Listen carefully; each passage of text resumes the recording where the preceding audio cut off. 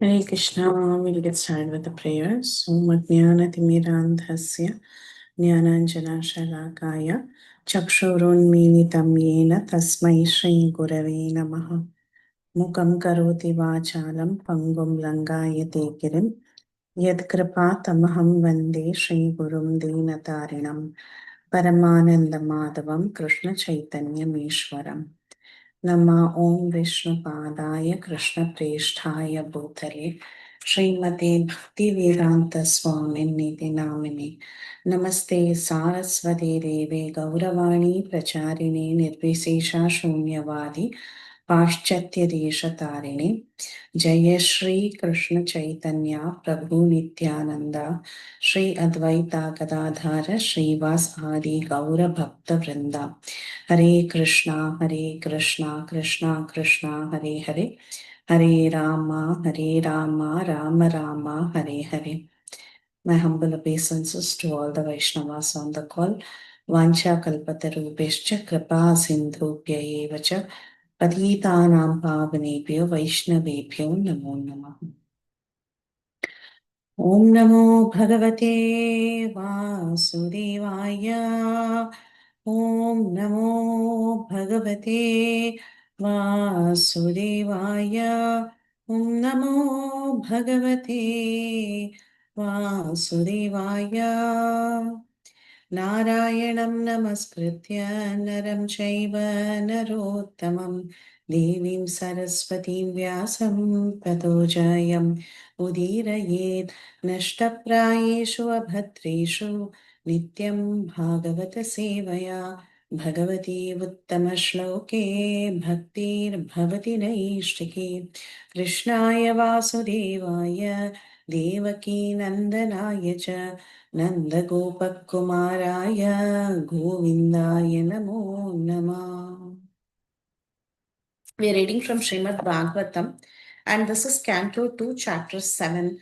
Canto 2, Chapter 7 is titled Scheduled Incarnations with Specific Functions. So, how did we get to this chapter?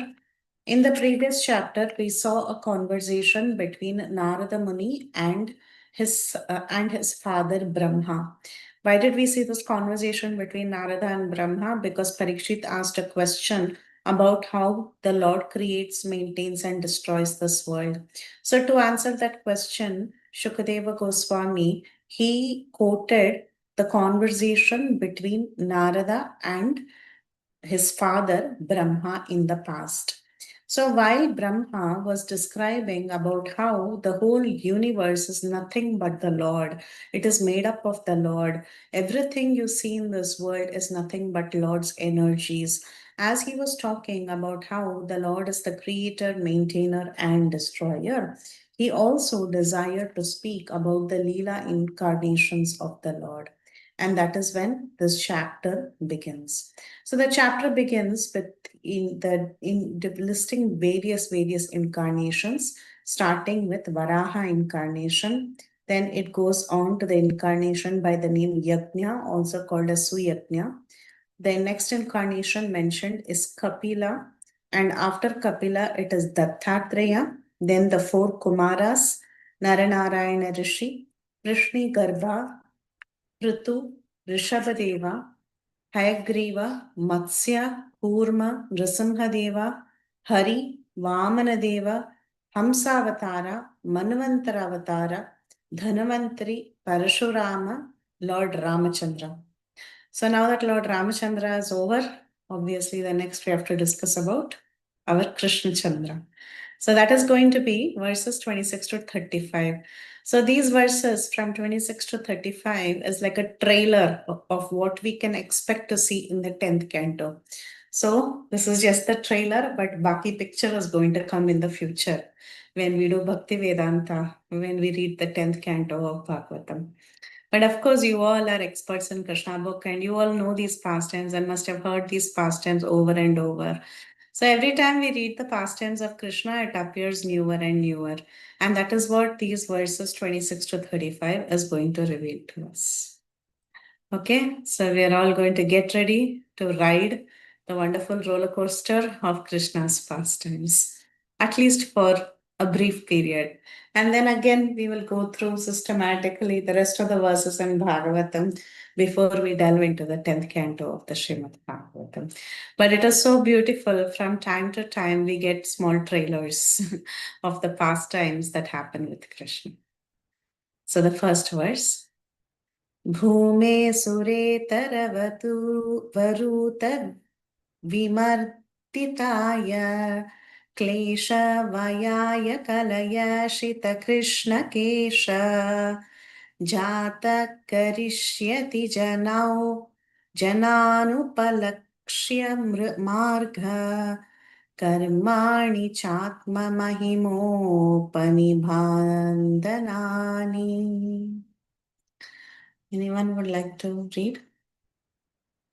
Hare Krishna Mataji.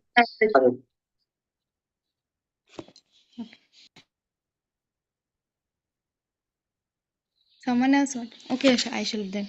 Translation. When the world is overburdened by the fighting strength of kings who have no faith in God, the Lord, just to diminish the distress of the world, descends with his plenary portion. The Lord comes in his original form with beautiful black hair, and just to expand his transcendental glories, he acts extraordinarily. No one can properly estimate how great he is. Hare Krishna. Hare Krishna. So there's an interesting verse. If you note this verse, it says, Klesha Vyayaya Kalaya Sita Krishna Kesha. I don't know how many of you on this call have heard this version, which is there in many Puranas, and it is also translated slightly differently about the incarnation of Sri Krishna and Balaram. The actual translation of this verse, of course, as we have it from Srila Prabhupada and the Guru Parampara, is that the Supreme Lord appeared along with his portion, Kala. Kala means a portion, right? We know Eti Chamsa Kala Pumsha Krishna Sto Bhagavan Swayam. So portion and portion of portion, Kala and Amsha. We have read this in the past also. We have given exams on it and so on. So the verse itself says that the Supreme Lord, he descended in this world along with his plenary portion. So when we say the Supreme Lord descended into this world with his plenary portion, we know very well that the Supreme Lord is Sri Krishna and his plenary portion is Balaram. So far, it is fine. And when do they come? They come when the world is overburdened by the fighting strength of the kings who are faithless. And to remove the distress, klesha, the miseries of this world, to remove that, the Lord has descended. How did he descend? He descended in a form along with his kala. But what is that form that is mentioned in this verse? The form says that it is Sita Krishna Kesha, one with beautiful blackish hair. Okay. So, in many scriptures, there is a story of the incarnation of Sri Krishna and Balaram in this age, in the Dwapara Yuga. Has anyone heard that story? How Vishnu had his a portion of him, black and white, come. So, anyone has heard this version? If you have not heard, then I will describe what is being mentioned. No, Mataji, I think. Okay, so in many of the Puranas and also the translations given by several acharyas in various sampradayas, the description of the incarnation of Krishna and Balaram is that once Mahavishnu, he was lying down in a slumber and suddenly he picked two hairs from his head. One was a black hair and the other was a white hair, and he put it into this world. These two became Krishna and Balaram. The black hair became Krishna and the white hair became Balaram. This is how most of the Puranas, the intention of the Purana is not to describe this, but the way it has been translated and accepted in various sampradayas is like this. So, in this, is it logical? Can anyone say if it is logical? You can say it is logical. If it is illogical, you can tell me why it is illogical. This is important. We should know this because you will be questioned someday in future about why our translation says Sita Krishna Kesha means something different. Mataji, can I tell Mataji? In my opinion, this cannot be true because Mahavishnu himself is expansion of Krishna. Is already expansion of Krishna, and there's no reason the lordships, should again come from his expansion in the original form, because the original form expands. But again, the expanded form does not normally, even scientifically, from the expanded form, the original form cannot expand or reappear. That's the way I look at it. Very nice, very nice. Yes. We know Krishnastu Bhagavan Swayam, we have read that verse, we have written an exam on that verse. So we understand there is no need for separate expansion. Very nice. Saudamani Mataji? Yes, Mataji. Mataji's point is very logical, but I was also thinking the other way. Like, if Krishna wishes, he can do anything. He took birth from Yashoda Mata, so it was a biological birth. So I heard that. So I was thinking, if he wishes from Mahavishnu, also he can come. Like that, I was thinking. Okay. Hare Krishna. Fair enough. Okay. But do you have any argument for that kind of an understanding? No, Mataji. Only the point is that out of his own sweet will, but no logical argument. Very good, very good. Okay, Mataji, I think can I say? Oh, sorry. I need to Yes, raise hand, yes. right? I was thinking like what Mataji is saying, right? How Krishna can appear. So same thing like how Lord Varadev, right? He came from Brahmaji's nostril doesn't mean that Brahmaji is the father, or he is the creator of Lord, right? So same way he can come or he comes from pillar doesn't mean the pillar is the father. So he can come from anywhere he wants. He can appear whenever and wherever he wants to appear. So he can appear from the two hair, black and white hair of Vishnu. Yes. Yeah. Okay. Thank you. Thank you, Mataji. Fair enough. Pranadananda providing he'll give the answer. Pranam Mataji.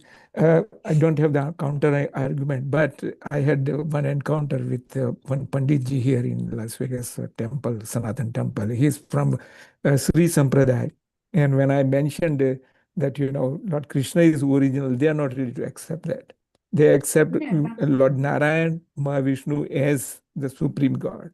And when I said that Bhagavatam, it says that Bhagavan Krishna is the original Bhagavan. It says, no, in our scriptures, we don't accept like that. So there are this Sri Sampradaya, other Sampradaya, maybe, they are not accepting Lord Krishna as the supreme Lord. That could be the reason. That's what I was thinking. I just wanted to share this. Any other contentions to the black and white hair? No, that he didn't mention about that. Okay. Thank you. Okay. Thank you so much, Prabhu. Thank you all so much for speaking up. Yes, I just thought we'll keep a little interaction. It's going to be all the pastime that you all know. But this point has been very philosophically debated by Srila Jiva Goswami. That's why I brought it up. I highly recommend, if you want, when you have the time, you can read the section on this particular verse from Krishna Sandarbha. Not that I have any expertise, but then when I read this verse, and I've also heard the version from other sampradayas about the black and the white hair. So when the first time I had heard it, I was very confused, not because of who came first. That was not my confusion. It was a different kind of a confusion. But anyway, but then later I got to know that Srila Jiva Goswami has commented on it. And that is what we are going to see in the commentary of Srila Prabhupada as well in this particular purport. And also Srila Vishwanath Chakravarti Thakur has quoted verses from Krishna Sandarbha to defeat this translation. It is an errored translation. How can we imagine Mahavishnu, who's the source of everything, to have white hair in the first place? Right? So that was the major contention all the acharyas have. How can you say that he's always Navayavvanam, whether it is Krishna, Vishnu, everybody, ultimately in Tattva, they are same. They are always young, they are always 16-year-old, they are always beautiful. Where is the question of them having white hair in the first place? So when the translation goes that one day Mahavishnu plucked one black hair and one white hair and threw it and it became an incarnation. That translation itself is flawed. There is something wrong in that.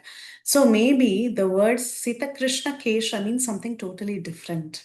That is what the acharyas have contended. Okay. So now let's see what it could have been. If you read the translation, here you see Sita. Sita means, according to some of the translations, they are telling it is white. But Sita also means something that is very beautifully tied up in a knot. That is called as a Sita. Okay. You tie up hair in a knot. That's why the translation says that his hair is tied very beautifully. Beautiful black hair. Actually, the translation is it is tied up very beautifully. Beautiful meaning it's tied nicely. And Krishna, of course, is black. Kesha can mean hair. Yes. Okay. But when we go back to the verse of Mahavishnu plucking that white and the black hair, it is actually not plucking hair. Kesha also means splendor. So basically, the splendor of Vishnu, which is black and white, came to earth. That is the understanding one should have. Not Kesha means hair, he plucked some hair and he threw it. That is not the correct understanding. Rather, Kesha means splendor. And circling back to the point of who came first, actually, yes, we say Krishnastu Bhagwan Swam, Krishna is the source of everything. But in this world, when the incarnations come, this Kshirodakshay Vishnu is like a doorway. Through him, the incarnations come. So even in Chaitanya Charitamrita Adi Leela also, this is brought up. Generally, how the other sampradayas, they do not accept that everything comes from Krishna. They accept, okay, they are incarnations of Vishnu in this material world, which is also not wrong. Again, Chaitanya Charitamrita confirms it's not wrong. That understanding is not wrong. It's not that they are wrong. That is a kind of an understanding. It's only a point of view. That is still what point you're seeing. Within this material world, if the incarnations come, of course, Krishna is coming from Goloka Vrindavan. Of course, he's the original. He's coming from Goloka Vrindavan. But he comes through the doorway of Vishnu. That is all. That is all we are accepting. But some people, they see only till the doorway and they see what is coming in the doorway. Right? So for them, okay, Krishna is coming from Vishnu. Again, it comes to a point of view. So, but the translation of plucking hair, that is not accepted by the Gaudiya Vaishnavas, and especially a scholar like Jiva Goswami. And Jiva Goswami goes to a great extent to explain the different meanings of Kesha, to explain the different meanings of Sita Krishna Kesha. That Vishnu didn't have to throw hairs. It sounds so gross. So Shastra will never talk like that. It is not that. It is just that a black and a white splendorous, emanation came out. And they both, it's a poetic license to say that there was a splendorous emanation that came out, and that was Krishna and Balaram. Okay, same thing. Prabhupada will explain in the purport, and Chakravarti Pad has also explained to a great extent. And this is a full Anucheda in Krishna Sandarbha. Okay, it's a full chapter by itself. So there is a lot of analysis that is made by Srila Jiva Goswami. So in the future, if at all you hear from any Purana, you'll find this in many Puranas, Sita Krishna Kesha, very, very commonly used, but very badly translated by everybody. Okay. Yes, Saudamni Mataji. Mataji, I wanted to ask that is it that's why that Prabhupada did not mention anything about white, like he said beautiful black hair, Shita Krishna Kesha. Yes.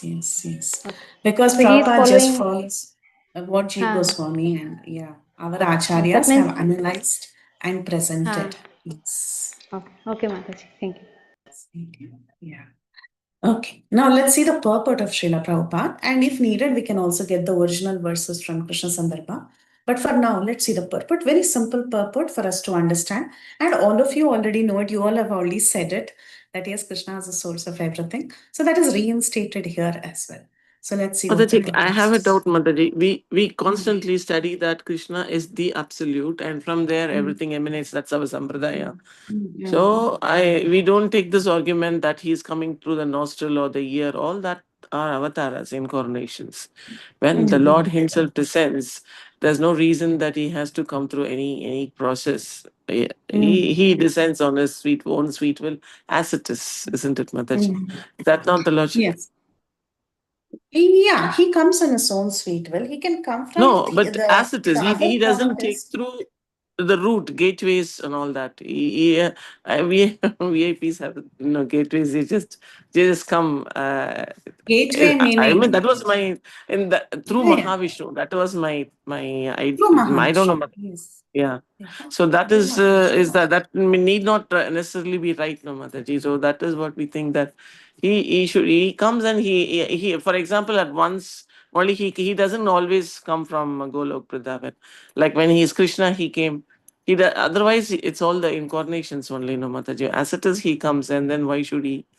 Why should it be taught this way? Because they are different sampradaya. That is the question, Mataji. No. Because they want to belittle. They don't want to accept that Krishna is. It's not like that, dear. No, Mataji, it's not like that. The point is, in Shastra itself, you will find various statements. It's all from analysis of different verses. It's not that they are coming up, they are not able to accept Krishna. That's not the point.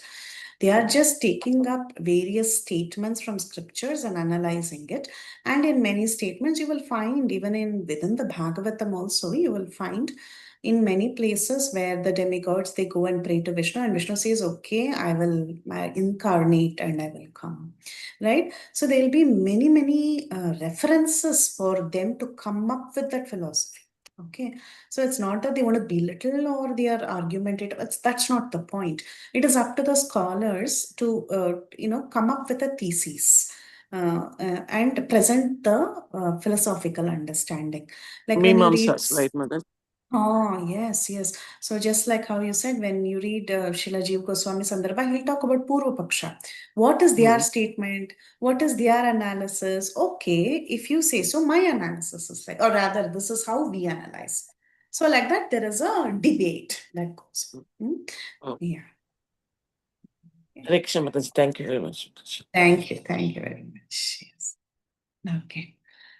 Okay, purport by Srila Prabhupada. So Prabhupada says, this verse is specifically describing the appearance of Lord Krishna and his immediate expansion, who's Baladev, because it said along with his Kala. Kala means immediate expansion. So both Lord Krishna and Baladev, they are actually one only. They are the Supreme Personality of Godhead. But Baladev takes the position of being his immediate expansion. Now this Lord, he is omnipotent and he can expand himself in innumerable forms and energies. And the whole unit is called as the Supreme Brahman. That means there is one Vishnu Tattva. He is sometimes called as Parabrahman. Again, the word Brahman need not necessarily always be impersonal. Okay, so when we say Brahman, we should take it with context. Here, Prabhupada is telling he is one unit. He is one Vishnu Tattva, also called as the Supreme Brahman. So, such extensions of the Lord, they are divided into two divisions. What extensions of the Lord? The Lord has so many forms, and these are divided into two divisions, which is personal and differential. Swamsha, Vibhinnamsha. That's what it is. So the personal expansions are all called as Vishnu Tattvas, and the differential expansions are called as Jiva Tattvas. So we are also part and parcel of Krishna, but are we the same as Krishna? No. We are differentiated parts and parcels of Krishna. Vibhinna Amsha.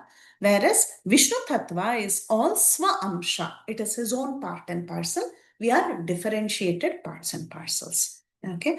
As such expansion activity, Lord Balarama is the first personal expansion of Krishna. He's a personal Swamsha of Krishna. He's not Vibhinnamsha, that means he's not in Jiva Tattva.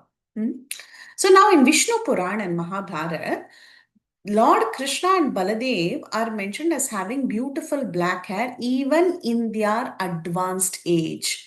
Now, Prabhupada is actually picking that verse and how it is wrongly translated in Vishnu Puran and in Mahabharata. So he's actually picking on that, but he's doing it in a very subtle way. He says both in Vishnu Puran and Mahabharata, this verse comes, okay, where it talks about the black and white hair. But we should remember that Krishna and Balaram are mentioned to have beautiful black hair in their advanced stage. That is the correct understanding one should have. Even Vishnu also, he'll always have only black hair. There is no question of white hair for anybody. The Lord is Anuplakshaya Marga, or he is more technical, or in still more technical Vedic terms, Avan Manasagochara. He is never to be seen or realized by limited sense perception of the people in general. Naham prakashya sarvasya yogamaya samamrita. This is what he says in Bhagavad Gita. So he reserves his right of not being exposed to anyone. But however, only bona fide devotees can understand the Lord. Okay.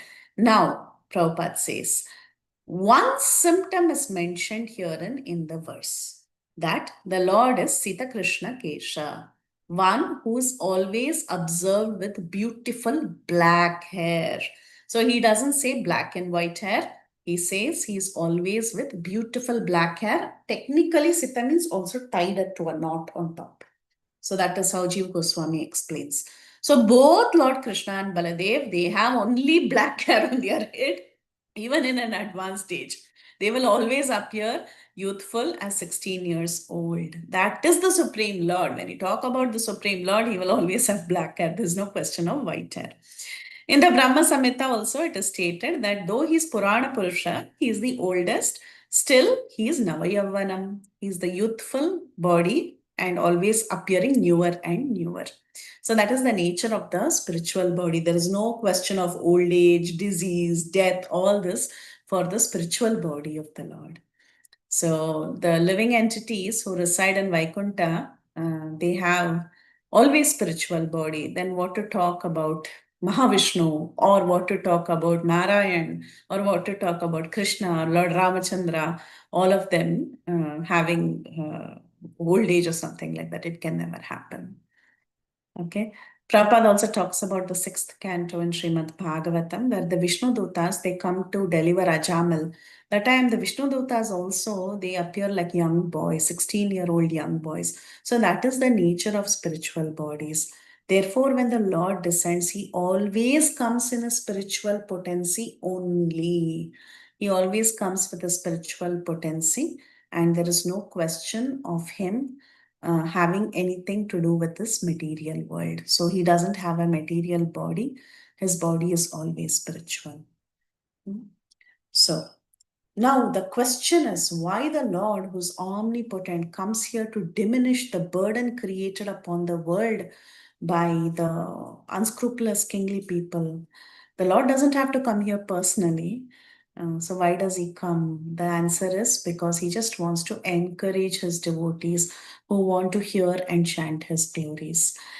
2 days back in the kids class, we had a kids camp, and the one child was asking, why did Krishna have to fight the Mahabharata war? He could have just sent the Sudarshan Chakra and killed everybody. He could have just sat in one place and finished everything. Why did he have to drive the chariot? Why did he have to go through all this great ordeal? And then he had to teach Arjun how to win the war, and then he had to cheat Krishna. I mean, he had to cheat Karna and Bhishma and so many people. Why did he have to take all that, detailed efforts? The point is because Krishna comes here to enjoy pastimes. He only here he gets an opportunity to drive a chariot. These are some desires of Krishna. And when he does that, we devotees, we get an opportunity to glorify him. We get an opportunity to glorify, oh, he's Partha Sarathi. Oh, nice, he's Vijaya Sakha. So like that, we get an opportunity to chant his glories. Otherwise, we won't be having Bhagavatam classes if Krishna was just sitting there and then sending us Sudarshan Chakra, finishing up all the bad things in this world and keeping everything intact. Krishna has to come in person. He has to perform pastimes so that we can relish these pastimes. We can see the form of Krishna. We can hear about Krishna's pastimes. We can read it again and again. We can do smaran on it, and we can all get delivered. So we can take a pleasure in chanting and hearing the activities of the Lord. So that is the very purpose of the Vedic literature. So such activities of the Lord, the dealing with the different kinds of people, all this, when it is recorded, it becomes very, very relishable for all the devotees. So this is the glory of the Lord. He is extraordinary. Nobody can estimate how great he is, but then he comes to this world in his original form so that he can give pleasure to the devotees. Okay, so that was the first introduction about Krishna. Krishna comes to this world. That was verse number 26. Now, hereafter, the remaining is all about various pastimes, various sweet pastimes of Krishna. Everybody is expert, so you would know so much about this. So let's do some trailer of these different pastimes. तोकेन जीवहरणं यदुलूकिकायस्त्रैमासिकाय च पदाशतको अप्रवृत्त यद्रिङ्गतान्त्रगतेन द्विस्पृशो रत्वा उन्मूलनं त्व इतरता अर्जुनयोर्न भव्यम्. Anyone for translation? Hare Krishna Mataji. There is no doubt about the Lord's being the Supreme Lord. Otherwise, how was it possible for him to kill a giant demon like Putana when he was just on the lap of his mother? To overturn a cart with his leg when he was only 3 months old? To uproot a pair of Arjuna trees so high that they touched the sky when he was only crawling? All these activities are impossible for anyone who other than the Lord himself. Haribol Mataji. So Mataji, please tell us the pastimes mentioned here. First one is, of course, I think it's very obvious, Putana. Then? Yeah, Pudana is about when she came to kill him with the poison in her nipples, and she came like a beautiful lady, and everybody allowed her to feed Krishna. And when she took Krishna and was about to feed, Krishna himself sucked milk along with her life, and she fell down like a giant tree. That is the first one, Mataji. And then the second one is about when Mother Yashoda, during the third month, there was all celebration going on. Mother Yashoda he was sleeping. He was in the pretext of sleeping. So she safely put him under the cot. And suddenly Krishna felt very, very hungry. So he was crying, and Mother Yashoda couldn't hear the cry. So he was crying, and he started kicking his legs. And one of the kicks saw that the cot was down to the floor. That was the second one. And the third one was obviously again when Krishna was very angry when Mother Yashoda left him halfway feeding to take care of the milk that is coming out of the vessel in the kitchen. He got angry. He threw a stone in the pot, and everything was out with butter. And he just ran around and sat over this over that what is that, Mataji? I forgot. Water. Water, and then and then Mother was searching everywhere. She got so angry, finally went behind him, and Krishna was willing to be tied. And when he was tied, he just looked at the tree, and I mean, in one way, I read this in Chaitanya. Okay, she is angry with me because I threw a stone on the pot. Now I'm going to move around and pull this big tree. It seems he just stared at the darshan, and he thought he crawled down to pull the big tree down, and that is how that big trees they came down, and that's the way I thought I can explain in very fast, Mataji. Beautiful, Mataji. Thank you so much.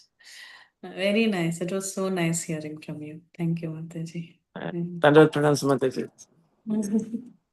Very well. Sure.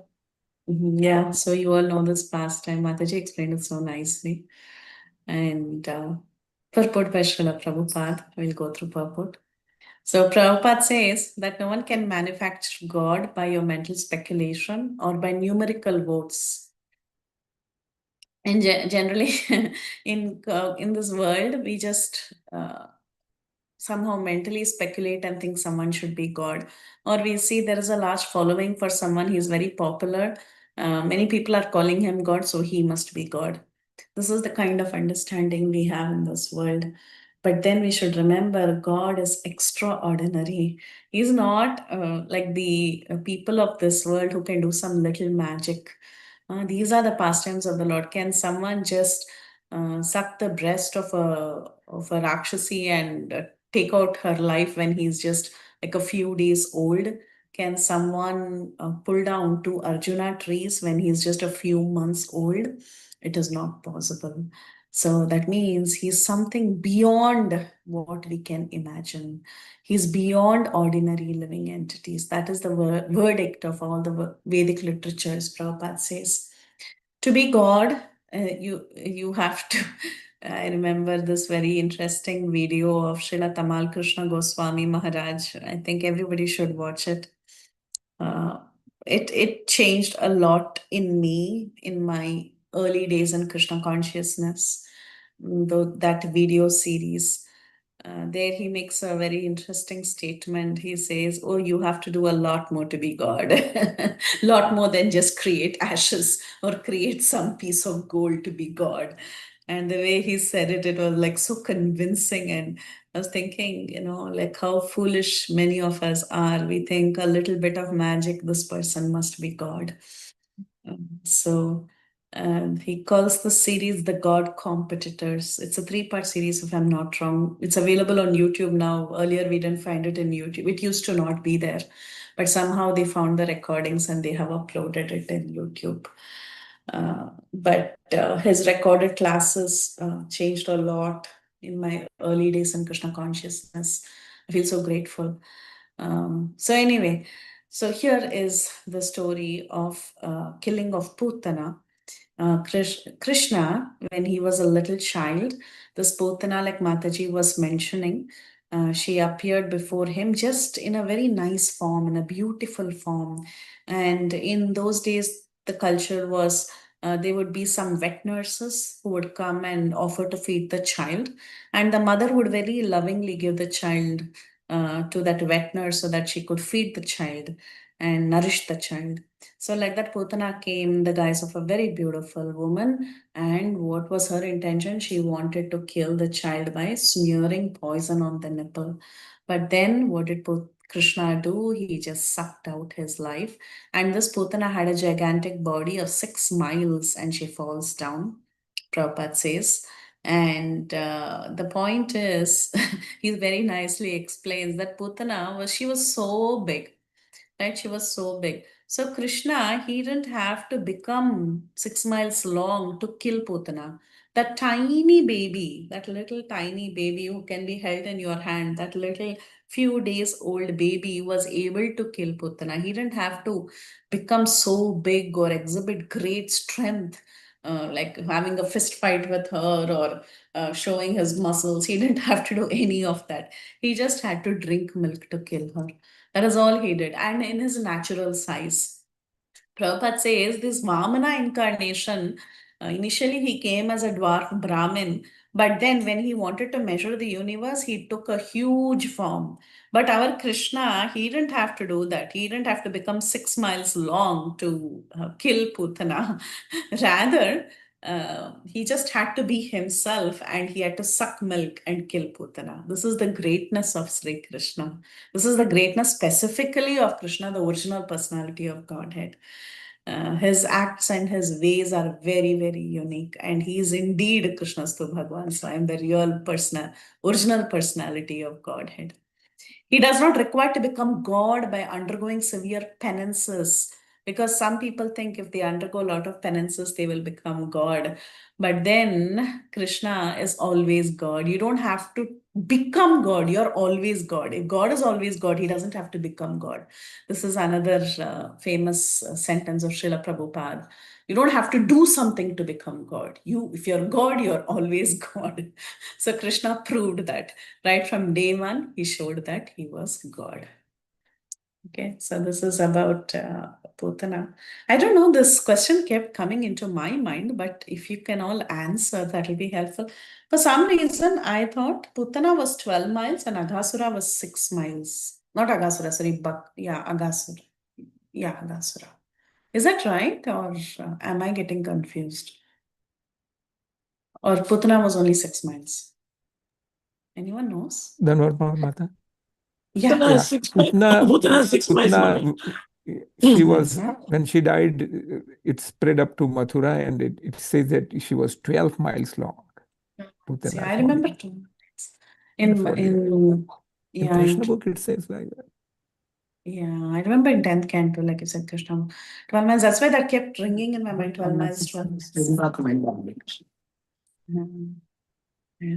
And Aghasura, I remember he was Agha was the brother of Baki, right? Brother of Putana. So I was thinking he was the shorter one, 6 miles. But anyway, it doesn't matter. Miles is not important for us. It doesn't matter whether he was 6 or 12 or whatever. Yeah. But at the end of the day, that little child, he didn't even have to take a big rupa like Vamana Murthy. He just had to suck milk and kill her. So that is the greatness of Krishna. And then Prabhupada also talks about dragging the pair of Arjuna trees. So, like Mataji explained the story that Krishna,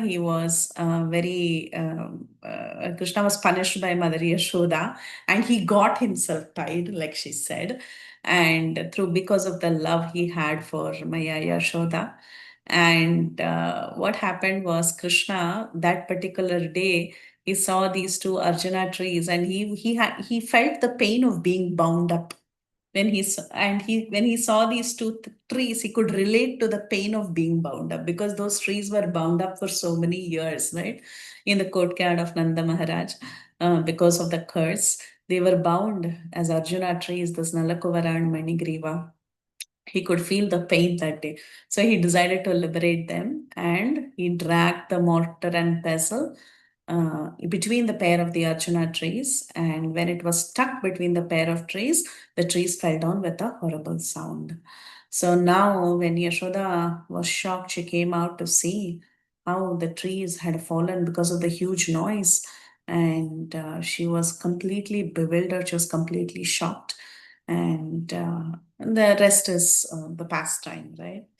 But the point that Prabhupada tries to mention here is the beauty of such pastimes was that the Lord fulfilled everyone's desires. In the case of felling the gigantic Arjuna trees, the Lord's mission was to deliver the two sons of Kuvera who became trees because of the curse of Narada. But also, he wanted to play the pastime of crawling in the yard of Mother Yashoda. So, like this, everyone took transcendental pleasure in the activities of the Lord. This Damodar Leela, the entire Kartik month, we speak so much about it. There are books written about that one particular pastime, just one pastime. 3 to 6 hours of class can be given. But anyhow, since this is a trailer class, that is all Prabhupada has revealed for now. And he says the Lord in any condition is the Lord of the universe, and he can act in any form, whether it is gigantic or small. In any form, he can act the way he likes. So just because he has to do something big, it doesn't mean he has to suddenly grow big. It is not needed. If he desires to do something in that small form itself, he will accomplish it. So that is what Srila Prabhupada writes in this purport. And we will go to the next one. This is again continuing the Vraja pastimes. Yatvai vraje vraja pashun vishato yapitan palam sva ajiva yadanugraha drishtivratsya तच्चोदये अतिविषवीर्यविलोलजिह्वम् उच्चातयिषद् उरगं विहरन् रदीन्यम्. Anyone would like to read translation? Hare Krishna Mataji. Yes, Then Prabhuji. also, when the cowherd boys and their animals drank the poisoned water of the river Yamuna, and after the Lord, in his childhood, revived them by his merciful glance just to purify the water of the river Yamuna, he jumped into it as if playing and chastised the venomous Kalia snake, which was lurking there. Its tongue emitting waves of poison. Who can perform such Herculean tasks but the Supreme Lord? Hare Krishna. Prabhuji, would you like to explain these passages? Mataji, you asking? Yes, Prabhu. Okay. It's like the Kaliya pastime, Mataji, that Krishna performed, where the cowherd boys drank the poisoned water, and the animals who were there roaming around, they also drank the poisoned water, and they were all like unconscious. So like Krishna wanted to look into who has actually how they have actually got poisoned. So he actually knew it. So he jumped into the river and then fought with the Kali and just chastised him. Finally, he just revived all them from their unconscious state. Yes, Prabhu. Hmm. Beautiful. Yeah. So how did he bring them back? The verse says, Ajivayat Anugraha Drishti. Just with his Anugraha Drishti, just with his glance, he was able to bring back all of them to life. And all these yeah. Yes, Prabhu. So all these Rajapashu, Pashu means all animals basically. The water was completely poisoned. All these animals, they went to drink water and it was Vishatoya. Toya means water, right? You all know Toya is water. So it was completely poisoned. But these Vrajapashu, they all drank, and some of the cowherd boys also drank this water, and they all fell down. But however, Krishna, with his merciful laughter, he danced on. I mean, of course, he brought them back to life with his merciful glance, and to give pleasure to all his devotees and also chastise Kalia, he jumped into river Yamuna. He got up into the Kadamba tree and he jumped into Yamuna, and he started playing with Kalia, and then he stood on Kalia's hoods and he danced. There is so much about this pastime, right from getting onto the Kadamba tree, because if everything around had died, Bhagavatam says everything around was lifeless, but suddenly this Kadamba tree alone had life. And the acharyas, they analyze saying that the minute Krishna's lotus feet touched that dead straw-like tree, immediately the tree came to life.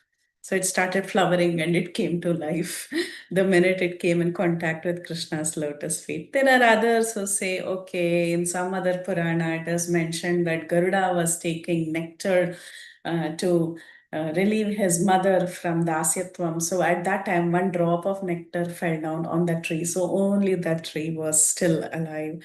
So like that, there is so much analysis, and we will read all these analysis in the 10th canto. So he gets onto the Kadamba tree, and then he tightens his waist belt, just like how fighters, before fighting, they have to tighten. He slaps his arms, and it's quite dramatic, all that Krishna does. And finally, he jumps into this blackish water that is poisoned. And he first teases Kalia, and then Kalia comes to bite him. But then Krishna, he gets onto the hoods of Kalia and he begins to dance. And there is so much analysis about how Krishna is a great dancer because he was able to dance on a very slippery and a moving stage. So it is very difficult to dance on a slippery and a moving stage. So he's considered the best of all dancers. And not only did he dance and entertain everybody, but he also chastised Kalia. This was one demon he did not kill. Rather, he graced, he blessed Kalia. He placed his lotus feet on Kalia's hoods. And these lotus feet Kalia still carries. And whenever Garuda, he sees the marks, the impression of the lotus feet of the Lord on Kalia's hoods, Garuda doesn't attack Kalia. So Kalia was also protected. Kalia was chastised, Kalia was protected. Kalia came to his realization because of the beautiful Nagapatni Stuti that we will read in the 10th canto also. Very, very beautiful prayers. Bhagavatam has some amazing prayers by great Vaishnavis.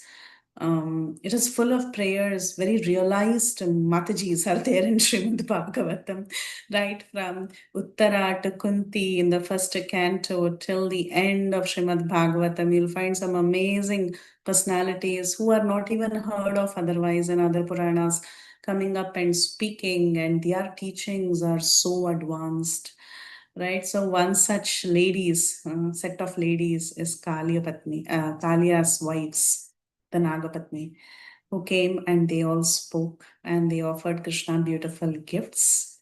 And finally, Krishna protected everybody. The same pastime is also recounted in Brihad Bhagavatamrita, very beautiful. Brad Bhagavatamrita has these beautiful pastimes that actually happen in the spiritual world. So when Gopakumar, he finally makes it to the spiritual world, he sees a few pastimes, and through that we also get to know what's really happening in the spiritual world, right? Generally, they say there are no demons in the spiritual world, but the understanding is that these demons, even when they appear, also it's not that they are going to be like in a demoniac state of condition. Rather, they are there to give the pleasure of seeing Krishna's pastimes in the spiritual world. So suddenly out of the world one day Kalia appears, and then Krishna, he dances. Everybody is a little scared. Oh, what is this? Suddenly some snake has appeared. And then Krishna dances on the hoods of Kalia, and then he invites the gopis to dance with him, and they do a quick Rasa Leela on top of the hoods of Kalia. So, like that, in the spiritual world, it is very, very differently perceived, each of these pastimes. And then Kalia also becomes his pet snake. So, he sometimes takes a ride on Kalia, just like how we may take a boat ride. So, suddenly, if Krishna wants to cross from one place to the other, he takes a ride on Kalia. Kalia becomes his vehicle, just like how Garuda becomes a vehicle. Like that. There are many pastimes that are mentioned about Kalia. So who can perform such Herculean tasks but the Supreme Lord? So every verse in this set 26 to 35 is again and again reconfirming that he is the Supreme Lord and no one else could have performed such beautiful tasks. In fact, no other incarnation, quote unquote, has also performed such Herculean tasks. Krishna was one personality, always from day one, from the day he was born, he kept proving, yes, I am the Supreme Lord, right? From the day he was born with 4 arms and full jewelry, and he was like completely divine from day one, always proving to the world, yes, I am the Supreme Lord. But still, fools like us, we couldn't see the truth at any point in time. Yes, so Garam Gopal Prabhu and then Tulsi Gopi Mataji. Mataji, I heard, please correct me if I'm wrong. I heard that the part of the Yamuna where Kalia was residing initially, there Sobari Muni was doing austerity or some sadhana he was doing, and Garuda went to eat the fishes there, and he was charged by Sobari Muni that he cannot enter that part of the water. Yes. And so it was a safe place for Kalia to reside because there was no danger of Garuda. Is it true, Mataji? Yeah, yes, Prabhu, yes. That's why Kalia was staying there. It was an oxbow, like it's a small. When the lake meanders, it just separates from the mainstream and it creates a small lake, like a small stream of water, like a pond kind of a thing. I can't say it's a pond, but it's a smaller stream. Because otherwise flowing river will dilute the poison, right? So what happens is when the lake meanders, it creates a small deviation and it creates uh, uh, like a body of water. That is where Kalia was residing, simply because Garuda was not allowed to come there because of Shaubari. Because Shabri Muni, he said Garuda cannot come there. And Kalia was very happy living there. But then later, when Kalia was chastised by Krishna and he was asked to leave, that is when he is asked to leave to Ramanaka Dvipa in 10th canto. So at that time, Krishna tells him, now that my lotus feet impressions are there on your head, even if you go to Ramanaka Dvip and you're in the waters there, Garuda will not trouble. But that story is correct, Prabhu. Yeah. Tulsi Gopi Mataji, want to add something? Hare Krishna Mataji, I had a question that when similar pastimes are in spiritual world, then or when similar pastimes happen in different repeated incarnations, the demon or the personality that's killed, like that is different, right? Like someone who like There is someone no, yeah, 2 things. In the spiritual world, there's no killing and all. It's just pure pleasure and pastime and fun. And also, you can't really quote unquote call them demon. But it's just for for the pleasure of the devotees. It's all certain impressions that are seen. But for in the other parts of other universes, when these pastimes are happening, it's a different person who takes that role. Yeah. Okay. So, for example, if Jai Vijay get liberated and then again of another Manvantar, however, whoever comes as Ravan, it will be a different, I guess, Jivatma, right? Or something like that. Yes, Mataji. So specifically, this Jai Vijay pastime is very specific to one particular episode. Laghu Bhagavatamrita says that it is not always the same. Yeah. Okay. Thank you. Yeah, thank you, Mataji. Praladananda Prabhu. This reminds me of some people in this world where they never accept Lord Krishna as Supreme God. They don't. Bhagavan Krishna says, Nachambam duskrutino muda prapadyante naradham. Maya pratagyana asurim bhavasana. Then we should avoid these four kinds of people because they never, they'll never accept. They'll accept some man-made God like Swami Narayana, whatever they call him. So I just thought of, sharing that we should dissociate asangata, satya sangatyaga Vaishnavacharya, because we have to guard our parampara and understanding that Lord Krishna is the supreme, not all other like that. So I just wanted to share that, Mata. Thank you very much. Yeah. Yeah, they have taken great trouble to write a commentary on the Vedanta Sutras to prove the authenticity of their parampara. But what's the point, right? I mean, it's not even matching with anything that is there in scriptures. I mean, like, it is not consistent with what is present in the scriptures. Like when you were talking about Swaminarayan, I'm trying to remember. Yeah. Hare Krishna Mataji, I had one more question that if we have studied earlier in Bhagavatam where it is mentioned that the incarnations of the Lord are unlimited, right? So many that not everything can be is mentioned in our, I guess. So when someone says that, uses that argument that, oh, the Lord has unlimited, as many waves in the ocean or as many bubbles in the ocean, that many incarnations, then why we saw another verse where the Prabhupada mentions in the purport that the incarnations should be predicted and specific time to accept them. Then how can we consider this? Like if someone argues that, oh, there are so many incarnations, therefore so and so also is an incarnation. Not everything is mentioned in the scriptures. So how do we reconcile that? Generally, at least for this particular Manvantara or at least the day of Brahma, Manvantara I can't say, but at least for the day of Brahma, the incarnations that have gone in the past, that are currently there and that will come. And of course, currently at this point in our lifetime, it's not there. But whatever is going to come, whatever has happened, whatever will happen, all that is mentioned for the current day of Brahma in the scriptures. And yes, in every day of Brahma, there are hundreds and thousands of incarnations. That is one way of understanding. The other is there are many Shakti Avesha avatars of the Lord, where one particular potency alone has entered that jiva, but that person is still a jiva tattva. Right? Just like Parashuram, for example, he's still Jiva Tattva, only we don't worship Parashuram. Yes, he's considered in the Dashavatar. Yes, he's there in so many places, even in Srimad Bhagavatam, in the 22 list, even in this list also that we read. I think we probably, no, we didn't read Parashuram. We read Parashuram just before Ramchandra. Yeah. Right? So like that, incarnations with embodying a specific potency of the Lord can be present, but that doesn't make them still the complete Supreme Lord.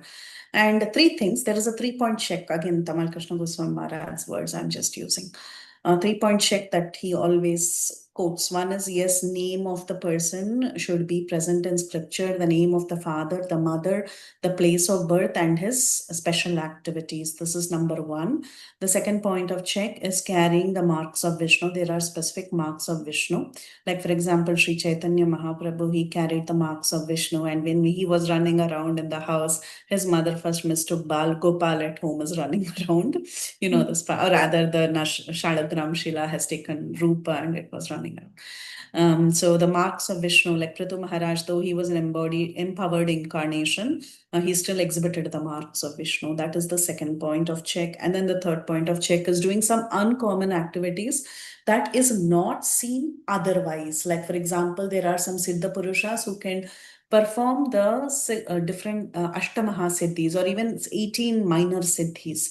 But these Siddhis are all documented, and not only the person like some Babaji that you see today can perform, but also there is a whole planet called as the higher planetary systems. Almost everybody have these Siddhis. So these different Siddhis and the capabilities to till how much you can master these Siddhis are also present in scriptures. They are described in great detail. Like it's slightly described in the 11th canto in Uddhava Gita, even in Srimad Bhagavatam. Then there are some other scriptures that describe them in great detail. And then there are yoga gurus who can teach you to acquire those siddhis, right? Through practice and through different means. But what Krishna did is not any yoga siddhi. It is beyond what is described as yoga siddhi. Like, for example, Prabhupada always say, can you lift the Govardhan hill? All right. So you can lift a stone, maybe you can lift something, even with you can move coconuts with your vision. You've seen these yoga schools where they have this, they tie their eyes and then they have some focus exercises and they can move coconuts. All these are small things. They can do a body scanning. You must have seen these. Even today, children are trained to do all that. Before they attain puberty, children are trained and they can do it. It's not difficult. You can do body scanning. You can say which part of even without having like doctors are there on this call, but even without having a scanning machine, a person can, with his eyes tied, or maybe they can read what is there on a piece of paper. All this magic you will see. Even today it's being done. Yeah. But the point is the siddhis, it should be beyond what is described as an ordinary siddhi. Like, for example, Krishna lifting Govardhan hill or Krishna dancing on Venamaskalia, whatever. So the uncommon pastimes, when we say uncommon pastimes, it should really be uncommon. So that was exhibited by that is exhibited by incarnations. But the always thumb rule is to check scriptures. But again, coming back to your point, there are hundreds and thousands. We are saying hundreds and thousands in a huge time frame. Hundreds and thousands. Yeah. Okay, thank you. Hari. Yes, Praladananda Prabhu, would you like to add? Don't Pranamata. One of the explanation about Tulsi Mata's question is that in Ekpad Vibhuti, this material world, there are unlimited material universes, because so many Brahmajis came to Lord Sri Krishna Dwarka. From there we understand. So, and also in each universe there is some Leela going on. In fact, any Yes. conditioned soul, when it gets liberated, it goes to that Leela which is going on in certain universe, and from there it's promoted to Golok. That's what I've heard. So this is what it means, that it's beyond our calculation. But what Prabhupada Maharaj is stressing is about this one particular universe, four-headed Brahma, where Yes. the avatars should be specified by the acharyas and the scriptures like that. But what about the other Brahmans? There, right now as we speak, so many Brahmans, so many avatars are taking place, and it's beyond our understanding like that. So this is one of the points I elaborate on her question. Like, thank you, Mata. Thank you, Prabhu. Yes, Gauranga Gopal Prabhu. Hare Krishna Mataji. Mataji, you said Parashuram is a Jiva Tattva, and I think he's also empowered. So Yes. can a Jiva Tattva become an empowered incarnation? Is it possible? Yeah, Shakti Aveshavatar, yeah. That means Vyasadev is also Jiva Tattva? Yes, but our Vyasadev, the current Vyasadev, is directly Krishna himself. Vyasaya Vishnu Rupaya, Vyasa Rupaya Vishnave. Yeah. Namo Vai Brahmane Deye Vasishtaya Namo Namah.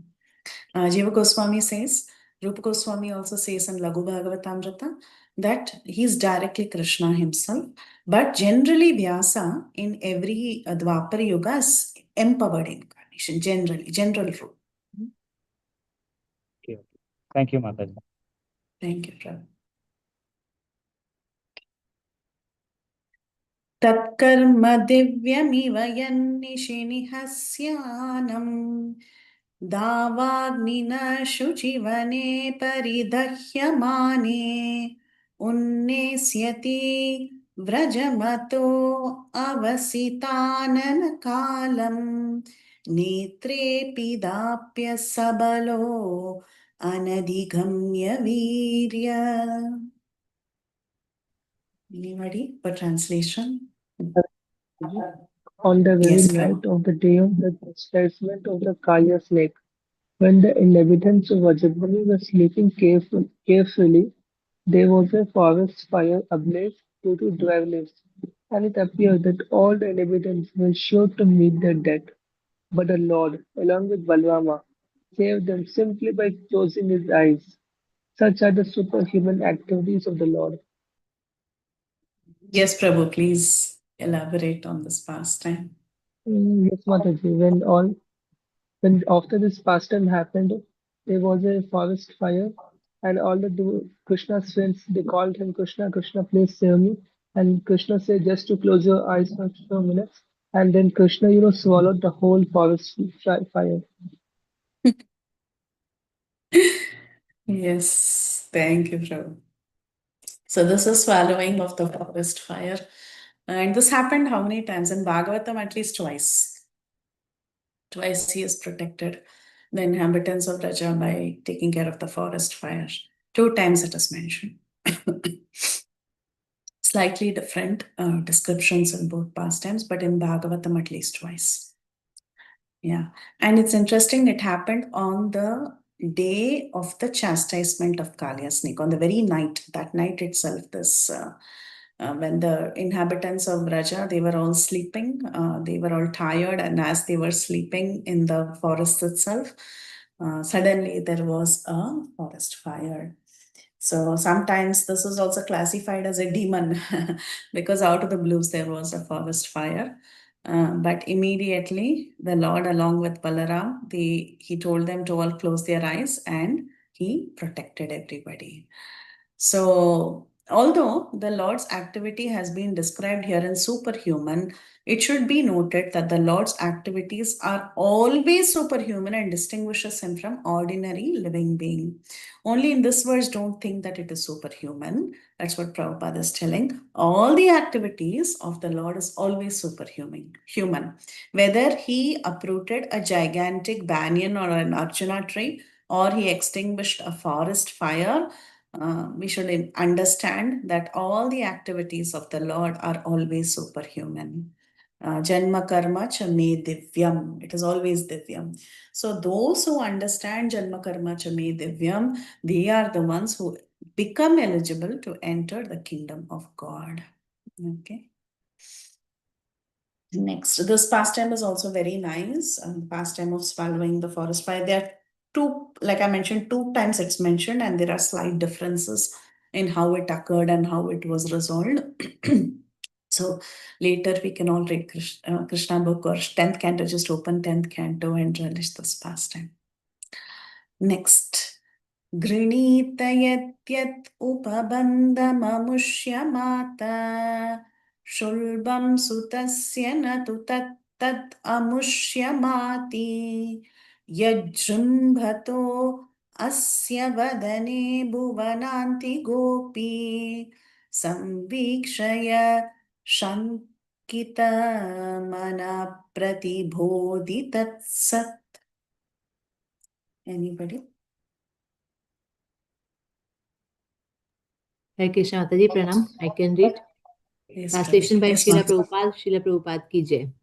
When the cowherd woman, Krishna's foster mother Yashoda ji, was trying to tie the hands of her son with ropes, she found the rope to be always insufficient in length. And when she finally gave up, Lord Krishna, by and by, opened his mouth, wherein the mother found all the universes situated. Seeing this, she was doubtful in her mind, but she was convinced in a different manner of the mystic nature of her son. Hare Krishna.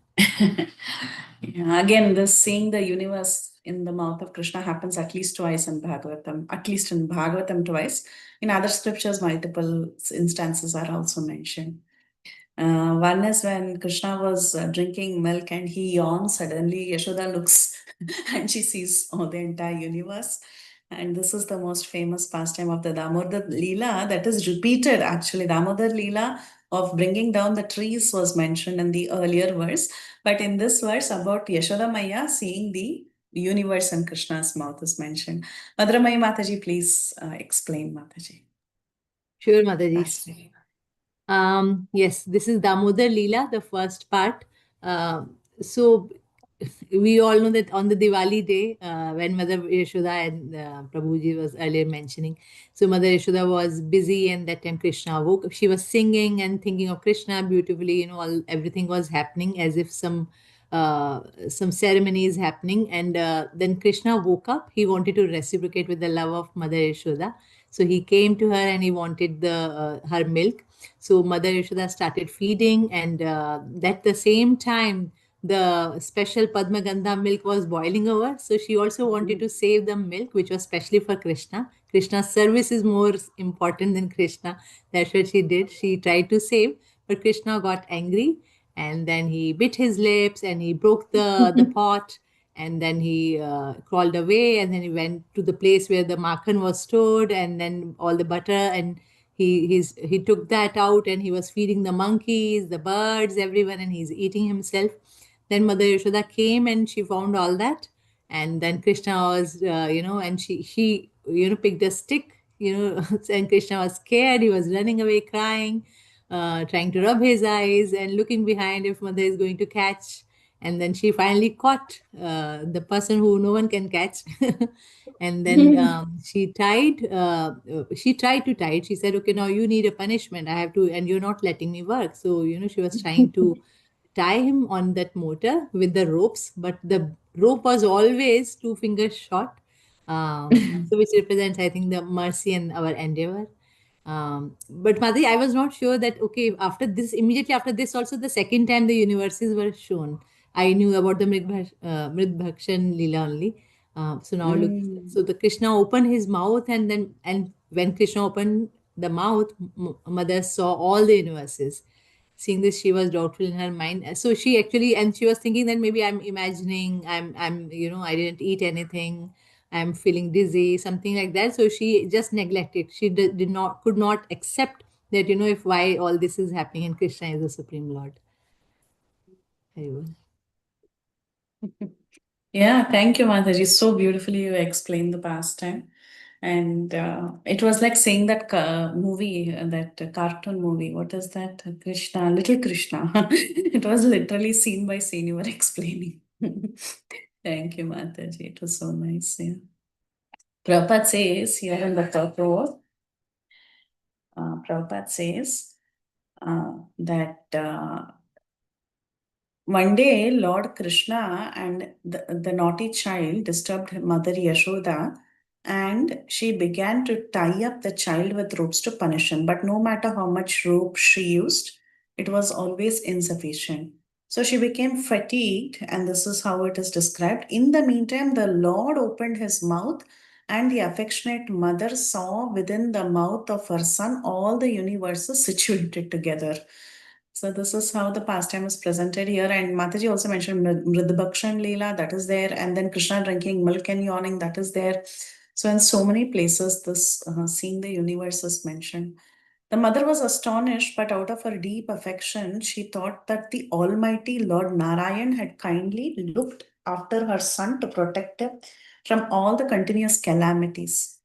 Because of her deep affection, she could not think that her son was Narayan. This is the action of Yoga Maya that we have learned again and again. The action of Yoga Maya actually protects the Vatsalya Rasa, because Vatsalya Rasa will be spoiled if everything is known. Oh, this child of mine is a supreme personality of God, then we'll be offering prayers to the child, right? So for nicely nourishing Vatsalya Rasa, this Yogamaya takes over and she protects the devotee by by letting the devotee forget what she has actually seen. So this is the power of God. He can employ his Yogamaya and make the devotee forget what she just saw. So very nice, beautiful purport of Srila Prabhupada. Thank you, Mataji, for very nicely telling the story. Okay, one more we can do. I'm going so slow, but it's okay. It's nice. These are all Krishna's pastimes. We should not hurry. Nandam cha mokshayati bhayad varunasya pashad gopan bileshu pihitan mayasununa cha agni arpitam nishishayanam aristamena lokam vikuntamupaneshyati gokulam sma. Anyone for translation?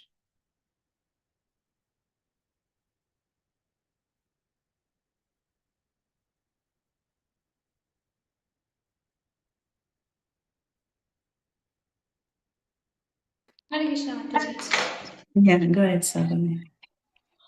Lord Krishna saved his foster father Nanda Maharaj from the fear of the demigod Varuna and released the cowherd boys from the caves of the mountain, for they were placed there by the son of Maya. Oh, Maya, sorry, not Maya. Maya. Also to the inhabitants of Vrindavan who were busy working during daytime and sleeping soundly at night because of their hard labor in the day, Lord Krishna awarded promotion to the highest planet in the spiritual sky. All these acts are transcendental and certainly prove without any doubt his godhood. Mataji, tell Hare these pastimes. Yeah, so it is another pastime where Nanda Maharaj, uh, I knew that pastime, Mataji, where Nanda Maharaj took bath before Brahma Muhurta, and Varun Dev sent his men to arrest Nanda Maharaj, and then Krishna saved. But is it related to that pastime? Yeah, yeah, Oh, yeah. so yeah. So Nanda Maharaj once he went to take bath before it was Brahma Muhurat, and then Varun Dev took it as an offense and sent his men to arrest him, and then Krishna came and released Nanda Maharaj. And the rest part, Mataji, you can explain. I'm not very sure about releasing the boys from caves of mountain. Don't you know this? Who's the son of Maya? Um, Cave. Mataji, oh, you have seen cartoons, right? You can explain yeah, this. yeah. Yes, Mataji. Son of Maya Maya, is a yeah. cave. Yeah. Yeah, who's that? The son of Maya is Vyomasura. Okay. So Vyomasura. Oh yes, Vyomasura. yes. Oh, now I got it, Mataji. Sorry, sorry. Ah. Yeah, now I remember the cartoon. Vyomasura in the form of a bat. He came and took That all was the boys. cartoon's sake, yeah. Yeah. Vyoma means sky. Okay, actually no form, sky, but for the sake of cartoon, they created a bat because bats live in caves. That is some logic. But actually, Vyoma means the sky. Okay, so basically formless, but a demon who comes and captures. Okay, go ahead, Mataji. Yeah. So how was the form of Vyomasura then, Mataji? In cartoon, they showed him as a bat. We don't know, Mataji. Vyoma means sky, right? So it's just imagine something impersonal. Yeah. Yeah. Oh. Go ahead. Mm. Yes, Mataji, the boys were playing, and then to bring Krishna, Vyomasura first arrested all the boys and put them in the caves, and later to save the boys, Krishna came and did that Mm. pastime, beautiful pastime. Hare. Yes, Krishna saved them, and also the inhabitants of Vraja. They were busy working during daytime and sleeping in the night because of the hard labor in the day. At that time, Krishna awarded promotion to the highest planet in the spiritual sky. Now, this is very interesting how Prabhupada presents it.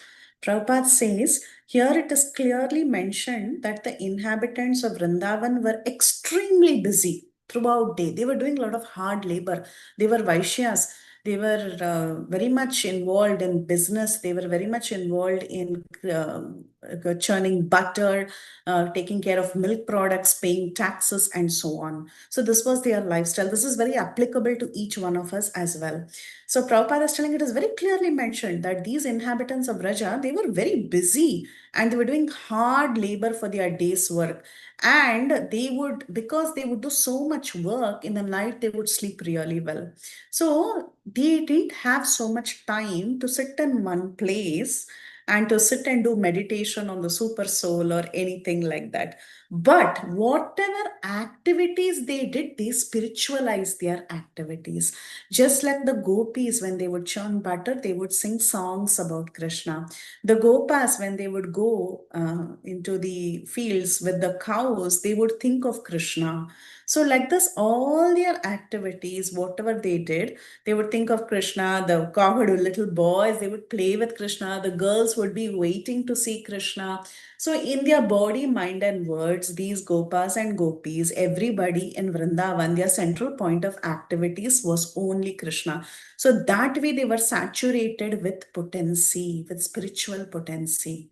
This is the advantage of the way of Bhakti Yoga. So we all are in this material world and we have so many duties to perform. This is Prabhupada's point. He brings this out so beautifully. He says, you all have to perform so many duties. But then, if we can discharge our duties on Lord Krishna's behalf and we can be saturated with the thought of Krishna, then that is the highest pattern of trance in spiritual realization. Just by doing our activities in the service of Krishna, we can perfect our lives. Okay. So it's not that these Brajavasis were just some sort of self-realized, at least to the, it's not like they were sitting and doing some meditation or they were listening to classes on self-realization or something like that. They were doing simple chores, but their consciousness was always absorbed in Krishna. So it doesn't matter what we are externally doing, but internally we should be always absorbed in the thought of Krishna. In a day, if not every hour, at least every third hour, at least we should think of Krishna. And then slowly we can increase that. And then every hour we can think of Krishna. Every half an hour we can think of Krishna. Every 15 minutes we can think of Krishna. And then someday, maybe every minute also we can think of Krishna. So that was the lifestyle of the Brajavasis. One more verse. Gopairmake pratihate vraja viplavaya deve abhivarshati pashun kripayari rakshuhu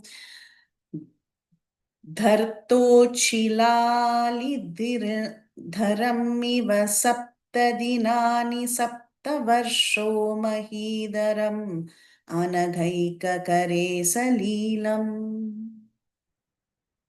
You all know what this pastime is. All 7 days. Saptadinani, Saptavarshani. 7 years old, 7 days. What did he do? Govardhan Leela. Govardhan. Yes, Mataji, please read the translation and explain the pastime. Hare Krishna, Jai Srila Prabhupada. When the cowherd men of Vrindavan, under instruction of Krishna, stopped offering sacrifice to the heavenly king Indra, the whole tract of land known as Vraj was threatened with being washed away by constant heavy rains for 7 days. Lord Krishna, out of his causeless mercy upon the inhabitants of Vraja, held up the hill known as Govardhan with one hand only, although he was only 7 years old. He did this to protect the animals from the onslaught of water. Very well. Yes, Mataji, love to hear from you. It's very nicely summarized here in the translation. Basically, Indra Dev became very puffed up. Krishna noticed that Indra Dev had become very puffed up of his powers and glory in the heavenly planets, and he became too much materialistically enjoying in sense gratification. So Krishna being Bhakta Vatsal and the Devatas are also Kama Mishra Bhaktas. So Krishna decided that let me do something to break the false pride of Indra. So he orchestrated this whole Leela where when every year the Brijvasis were offering yagya to please Indra for the rains before the rainy season. So this one year Krishna, uh, through his discussion with Garga Muni and the elders in the family, he convinced them that Giriraj Govardhan is actually the most worshipable here. Giriraj offers nice water, food, grass for the cows, and everything that we need as cowherd Vaishyas, as Gopalas, everything when we need for our sustenance. So let's now offer our worship and bhoga to Giriraj Govardhan. And also, Giriraj is Haridasa Varya, so he wanted to do this wonderful pastime so we can benefit in upcoming other yugas by worshipping Giriraj to enhance our devotion. So, for multiple reasons, Krishna orchestrated this pastime by convincing everyone to offer everything to Giriraj and do parikrama. And when Indradev got this news, he became angry and he decided to inundate the whole Vraj and destroy every single animal and punish all the Brajvasis and destroy the whole land with heavy torrential rains. And so he ordered the clouds of devastation, Samvartaka, to do that. And then, long story short, when that happened, Krishna uh, lifted the Govardhan mountain on his left hand pinky finger, and not a single leaf of the mountain, although Indra was trying to use his Vajra, which was actually a gift of Krishna only, Vishnu only, that only he used against Krishna only. And so Krishna showed that even if you have my most powerful weapon, Vajra, and you try to destroy, not a single leaf or grass of Vraj will be destroyed. And so Very well. he stopped all of that, and then ultimately Indradev understood his mistake. He fell at the feet of Krishna to beg for forgiveness, and he actually couldn't even go directly. So he approached Surabhi, Mother Surabhi cow, as Krishna is very Go Brahmanya Devaya. So he knew that I have done such an offense that I cannot directly approach the Lord. A pure devotee should take a plea for me. So the hope for all of us through this story is that we are currently not pure devotees. We may be Kama Mishra Bhaktas, and we have to understand our position and worship Giriraj to get pure bhakti. We have to understand that we cannot approach the Lord directly. We have to go through a pure devotee who is, who is who can take our plea, like Srila Prabhupada and our Guru Vargas, to Krishna, and we serve Tadvidi Pranipatina, we serve faithfully, and hopefully Krishna will be pleased, and one day he will, by following the process, give us not only forgive of all our sins, but give us the highest prema bhakti. Very cool. How beautiful. So nice, Mataji. You did the entire from cover to cover Govardhan Leela. Beautiful. Thank you so much. Thank you. Prabhupada brings out a couple of points in the purport. He talks about demigods versus the Supreme Lord. He tells that there was no need to specifically worship Indra because anyhow through sacrifices it was Indra's duty to provide rains. So this was more like a bribe, and there was no need to specifically worship the demigods. So Krishna, he advised the people of Rajabhumi not to offer any sacrifices to Indra. Rather, like Mataji explained, he told you should worship the cows, the Brahmanas, and Govardhan. And like that, Krishna, the great Govardhan Puja was inaugurated by Sri Krishna himself. And also Prabhupada says in the purport that nobody should think that anyone is on the level of Krishna, be it Brahma or Shiva or any of them. None of them can be on the level of Krishna, because it is this Krishna who's the Supreme Personality of Godhead. He was always God from beginning to end. When he was on the lap of Mother Yashoda as a little kid who actually sucked the life of Putana, he was God. When he was 7 years old, also he was God. He lifted the Govardhan hill. And when he was 125 years old, that time also he was God. Even when he was 75 years old in the battlefield, that time also he was God. So in either case, this is Krishna. He always appears as God. He is God, and he always appears as a young boy of 16 years old. Even at the age of 125, he was looking like a 16-year-old. Nobody can be like Krishna. Okay, so that is the transcendental body of Krishna. This is what Prabhupada says in the purport. But we'll stop here. We'll give Mataji 33 verse onwards for next class. And thank you so much. I enjoyed the class so much today. Got to hear from all of you. Thank you. Hari Bol. Thank you for participating. Yes, Sadamani Mataji, then Sunil Prabhu. Whoever wants to log off can log off. Yeah. Hare Krishna Mataji, thank you so much for today's class. It was very nice. And you gave all of us chance to explain also. Thank you for that. I was very Mataji, happy to hear. yeah. Mataji, I had one doubt from last class. I missed one point. Can I ask? Yes. The verses which were covered. It was about Ramachandra. And in the Parpat Mataji, can you, or shall I read out the line? Yeah. Read it out. In Parpat, the last line was text 23. It was Lord Ramachandra is a full incarnation with 6 opulences. So I could not understand that what is full incarnation. Purnavatara. So there are 3 Purna. See, Paripurna Avatar is Krishna. He's complete of the Yeah. complete. He's the most complete. But Krishna is also complete. I mean, Ramchandra is also complete. Narasimha is also complete. So Narasimha, Rama, and Krishna, they are considered in the Purna Avatara category. But Purna Purushottama, complete Paripurna Avatara is Sri Krishna. Okay. So Narasimha is one level, above him is Ramachandra, above that is Lord Sri Krishna. But they are all considered complete, Purna. Lagu Bhagavatamrita, I can bring the book and read if you give me 1 second. Okay. There are so many things more to learn, Mataji. I feel like I've learned.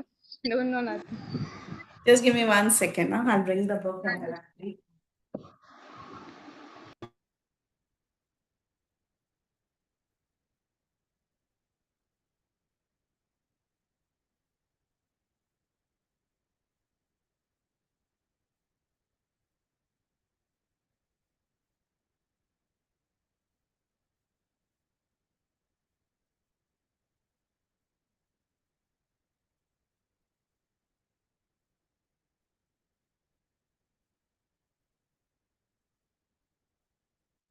So let's start from here.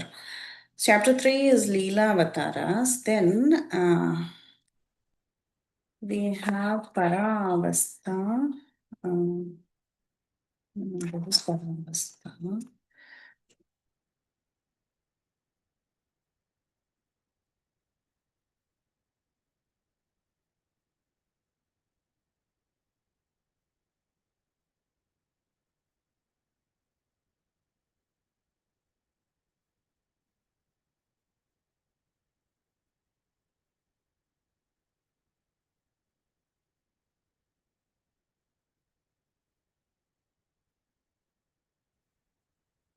It was a full chapter. I was just trying to get to that section about how these 3 are considered most complete. And there is an analysis by Srila Rupa Goswami why these 3 incarnations are considered most complete. And they are also in an order. First, level 1, if it's Narasimha, higher level is Ramchandra, and beyond that is Sri Krishna. But let me do one thing. What I can do is I can take pictures and send. No? That will make more sense rather than trying to fish out the verses from here.